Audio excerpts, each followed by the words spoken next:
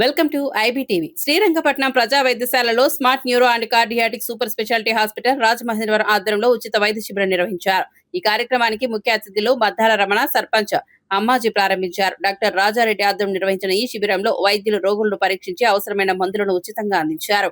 వివిధ రకాల ఆరోగ్య సమస్యలతో వచ్చిన ప్రజలకు ప్రత్యేక వైద్య సేవలు అందించారు.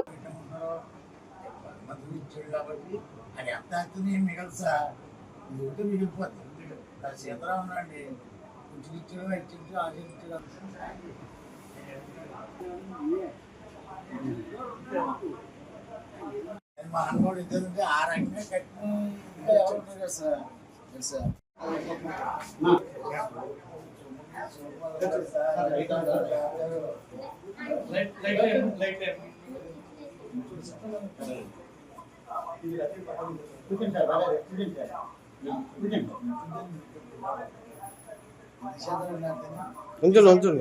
ఉంచండి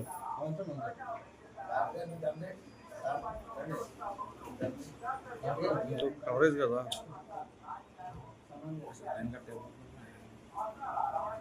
నాకు అవసరం లేదు.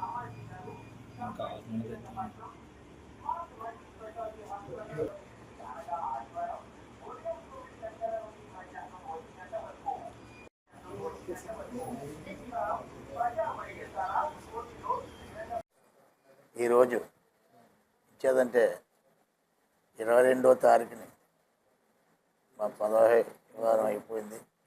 డాక్టర్ గారు ఎప్పుడు చూసి చేస్తామని మరి ఈరోజు డాక్టర్ గారు సన్మానం చేయాలని జాగ్రత్తగా ఎంచుకుంటూ వారం రోజులు బట్టి మమ్మల్ని పిలిపించారు. సర్లే బాబు ఏదో రోజు డేట్ ఇస్తామన్నాం.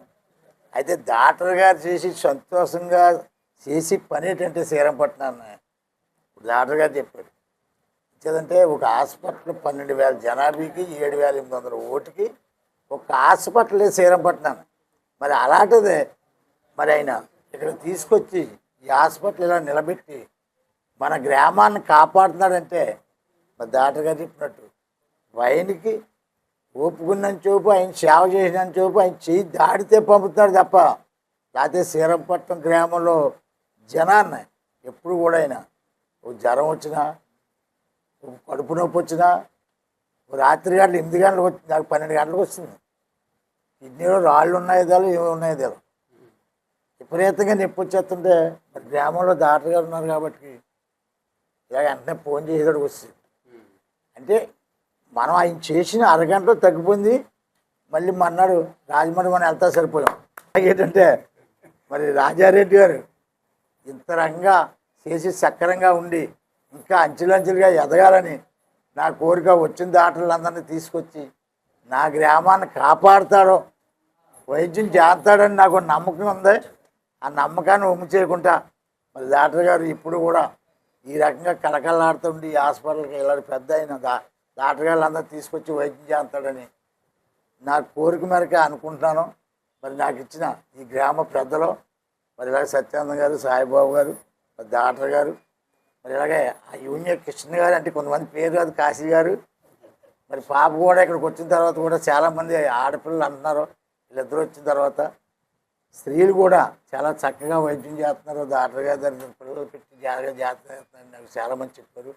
ఇదే రకంగా కొనసాగాలని రాజమండ్రి డాక్టర్ గారి హాస్పిటల్కి మనకి తెలిసినంత మట్టుకి మేము కూడా పంపిస్తామని ఆయన సేవ చేస్తాడు కాబట్టి పంపిస్తానని ఊరుకుంటూ సెలవు తీసుకుంటాం. నేను ఎంబీబీఎస్ చదువుతాను, నాకు గవర్నమెంట్ సీట్ వచ్చింది అని చెప్పి నేను వెళ్తే మా నాన్నగారు నన్ను చదివించను అన్నారు. కారణం ఏంటి అని అంటే ఆయనకు వచ్చేది 12,500 జీతం, నాకు 25,000 కట్టాలి. నా వల్ల కాదు, నేను చదివించను.